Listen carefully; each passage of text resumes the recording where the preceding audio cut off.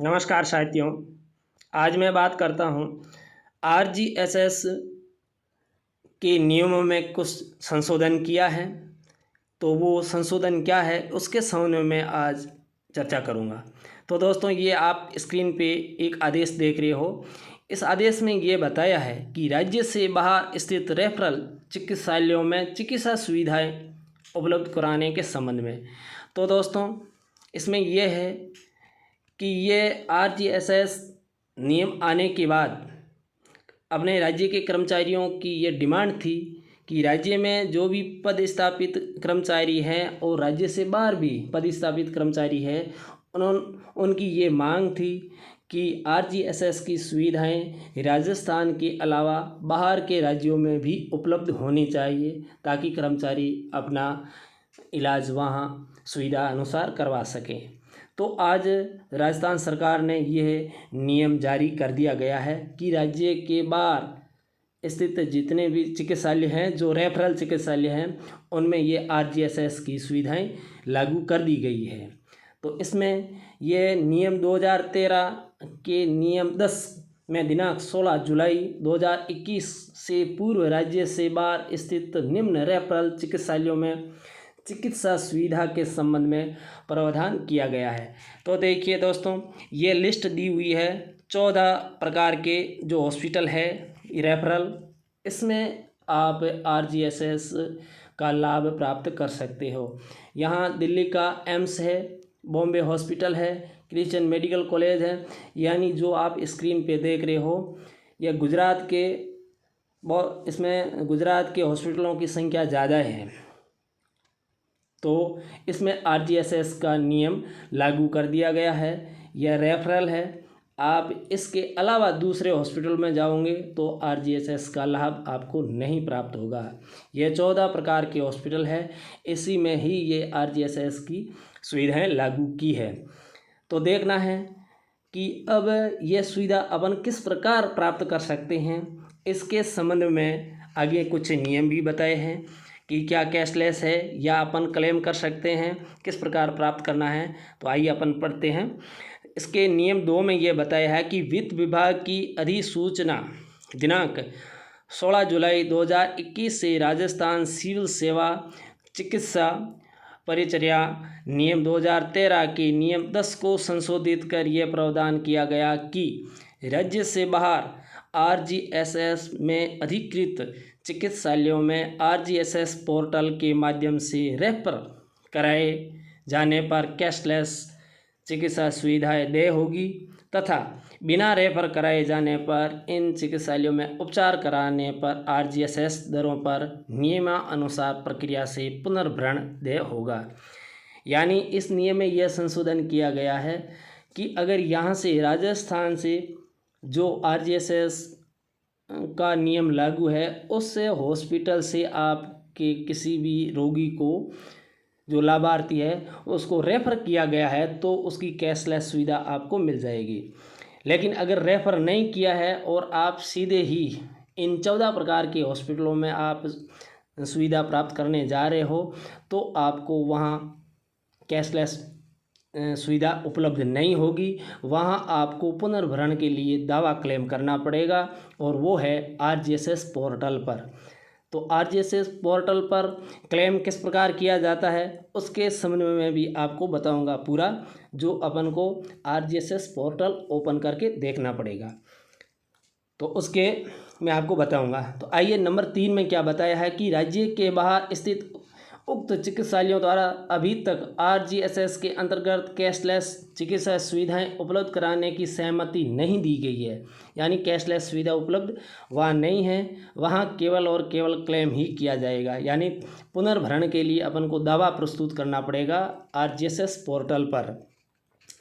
राज्य के बाहर स्थित इन चिकित्सालयों में उपचार की सुविधा उपलब्ध करवाने के लिए राज्य के बाहर स्थित कार्यालयों में पद स्थापित कार्मिकों द्वारा मांग की गई है कि इसी प्रकार राज्य के भीतर पद स्थापित कार्मिकों द्वारा भी इन चिकित्सालयों में पूर्व अनुसारी उपचार की सुविधा उपलब्ध कराने हेतु अनुरोध किया जाता रहा है। यानी राजस्थान में पद स्थापित कर्मचारी है उन्होंने तो ये मांग की थी, लेकिन राज्य से बाहर भी जितने ऐसे कर्मचारी हैं जो राज्य से बाहर पदस्थापित है, और उन्होंने भी ये डिमांड की थी कि राज्य के अलावा बाहर के राज्यों में भी RGSS लागू किया जाए। तो उनकी डिमांड के अनुसार ये नियमों में संशोधन करना पड़ा। अब नियम 4 में ये बताया है कि राजस्थान सिविल सेवा नियम 2013 नियम 22 के प्रावधान के अंतर्गत प्रदत्त शक्तियों के क्रम में कार्मिकों की उक्त चिकित्सालय में उपचार संबंधी कठिनाइयों के निराकरण हेतु निम्न निर्देश दिए गए हैं। वो इस प्रकार हैं कि राज्य के बाहर स्थित राजस्थान सरकार के कार्यालयों में पदस्थापित RGSS कार्ड धारक कार्मिक इन रेफरल चिकित्सालयों में उपचार की सुविधा पुनर्भरण के आधार पर, ना कि कैशलेस के आधार पर, यानी ये बताया है यहाँ पुनर्भरण का लाभ प्राप्त होगा, कैशलेस वहाँ नहीं है। आपको पहले वहाँ पेमेंट का भुगतान करना पड़ेगा और बाद में आपको वहाँ RGSS पोर्टल के द्वारा क्लेम करना पड़ेगा, दावा पेश करना पड़ेगा कि हमारे यहाँ इस हॉस्पिटल में इतने रुपए खर्च हुए हैं। उसी के आधार पर यह पुनर्भरण राशि आपको प्राप्त होगी। वहाँ कैशलेस नहीं है, पहले आपको नकद भुगतान करना पड़ेगा, लेकिन फिर वहाँ क्लेम वो दावा है वो आपके पास होने पर आपको वो राशि प्राप्त होगी। अगला ये है, राजस्थान सरकार के कार्यालयों में पदस्थापित RGSS कार्ड धारक कार्मिक भी राजस्थान सिविल सेवा नियम 2013 के अंतर्गत 16 जुलाई 2021 की अधिसूचना जारी होने से पूर्व की भांति तत्कालीन नियम 10 में उल्लेखित प्रावधानों के अनुसार चिकित्सालय में पुनर्भरण के आधार पर उपचार ले सकते हैं। निश्चित सीमा तक के पूर्व निर्धारित चिकित्सा दावों का पुनर्भरण RGSS पोर्टल के माध्यम के अनुसार प्राप्त किया जाएगा। यानी जो भी नियम है उसी के तहत RGSS पोर्टल पर आपको क्लेम करना पड़ेगा, और यही नियम है वो पेंशनधारी कर्मचारी है उसी को ये उक्त नियम उसी के लिए लागू होगा। जो भी पेंशनधारी कर्मचारी है, रिटायर्ड कर्मचारी है, राज्य के रिटायर्ड कर्मचारियों को भी यही सुविधा का लाभ दिया गया है, लेकिन पहले उसको ये कैशलेस नहीं है, पहले भुगतान करना पड़ेगा, बाद में दावा करना पड़ेगा, और वो दावा RGSS पोर्टल के माध्यम से होगा। तो आइए देखते हैं RGSS पोर्टल पर किस प्रकार वो दावा किया जाता है, उसका मैं आपको पूरा सिस्टम बता देता हूँ। तो इसके लिए अपने को जाना है SSO पर, अपनी जो SSO है उसी के आधार से RGSS पोर्टल ओपन करना है। यहाँ ये SSO का पोर्टल है, यहाँ अपन को RGSS पोर्टल ओपन करना है।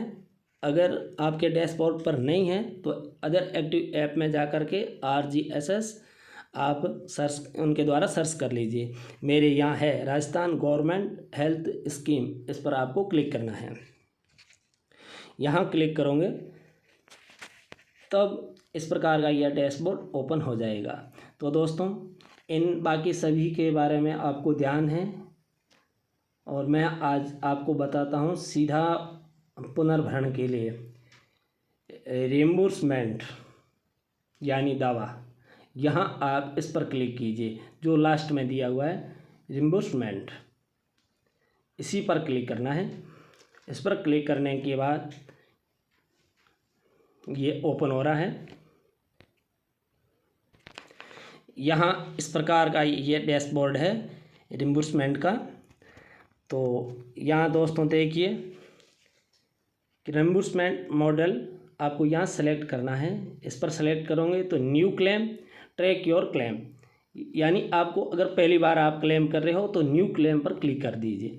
न्यू क्लेम पर क्लिक करोगे तब बेसिक डिटेल आएगी उस कार्मिक की, जिसमें RGS कार्ड धारक है उस कार्ड का नंबर, पेशेंट का नेम लिखना है आपको। यहाँ जो भी उस कार्ड में जितने पेशेंट है उन्हीं पेशेंट में से जिनके आप जो लाभार्थी है उसका इसमें नाम देना है, मैं यहाँ दे रहा हूँ। और बेनिफिशरी की ईमेल आईडी, यानी जो लाभार्थी है उसकी ईमेल आईडी हो तो आप दे देना, नहीं तो कंपल्सरी नहीं है, ज़रूरी नहीं है। मोबाइल नंबर ज़रूरी है, और ये इनकी बेसिक डिटेल पूरा भरना है। बेसिक डिटेल में जो लाभार्थी है उसका बैंक नेम और नेम ऑफ बेनिफिशियरी है उसका, अकाउंट, ब्रांच, यानी ये तो उनका है बेसिक डिटेल है। ये आपकी जो लाभार्थी है उसकी बेसिक डिटेल भरनी है। जो कार्ड के अनुसार आप बैंक डिटेल भरोगे उसी के आधार पे ही ये पैसे जमा होंगे, आप दावा कर सकोगे। तो ये आप देख लेना। इस प्रकार यहाँ आती है डिटेल ऑफ क्लेम। दोस्तों यहाँ आपको भरना है, ये डिटेल ऑफ क्लेम है। इसमें टाइप ऑफ रिबूर्समेंट में इसमें किस प्रकार का है, ओपीडी है या किस प्रकार का है, तो डे केयर पे है या ओपीडी के आधार पे। मैं ओपीडी के आधार पे करता हूँ। टाइप ऑफ केस, किस प्रकार का केस है, रेफरल है या इमरजेंसी, यहाँ रेफरल करूँगा। इमरजेंसी का भी आप इसमें लाभ ले सकते हो। रेफरल, केवल रेफरल भी नहीं है, इमरजेंसी भी इसमें है। केस सब टाइप में किस प्रकार का है, कोमा है या कोविड है, मेजर हेड, यानी किस प्रकार का बीमारी है, उसी के आधार पे आप ये इतनी प्रकार की बीमारियों में से आप फ़ायदा ले सकते हो। तो इसमें कोई भी एक कर दीजिए। हॉस्पिटल का नाम, अब आप जो पहले 14 हॉस्पिटल दिए थे उनमें से कोई एक हॉस्पिटल को यहाँ चॉइस करना है। कोई भी आप गुजरात का ले लीजिए, दिल्ली का एम्स ले लीजिए, जिस हॉस्पिटल में आप जा रहे हो उस हॉस्पिटल का यहाँ एड्रेस भरना है आपको।